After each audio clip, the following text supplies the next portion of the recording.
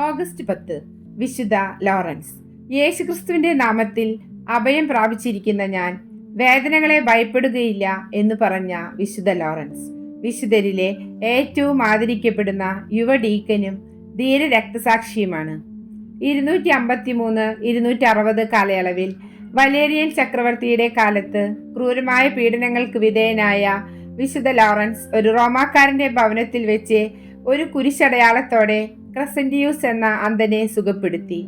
അധികാരികൾ വിശുദ്ധനെ ബന്ധനസ്ഥനാക്കുകയും ഹിപ്പോളിറ്റൂസിന്റെ നിരീക്ഷണത്തിന് കീഴിലാക്കുകയും ചെയ്തു.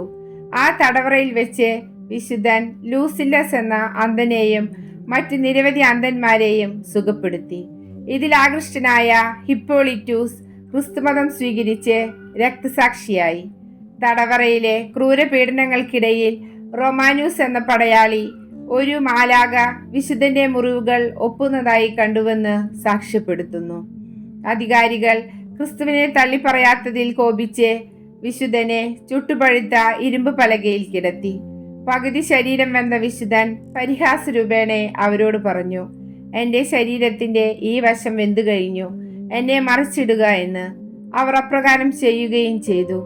വീണ്ടും വിശുദ്ധൻ അവരോട് പറഞ്ഞു, ഞാൻ പൂർണ്ണമായി വെന്ത് പാകമായി, ഇനി നിങ്ങൾക്ക് എന്നെ ഭക്ഷിക്കാം.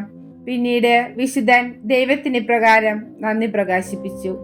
കർത്താവെ, നിന്റെ അടുക്കൽ വരുവാൻ എന്നെ അനുവദിച്ചതിനാൽ ഞാൻ നിനക്ക് നന്ദി പറയുന്നു.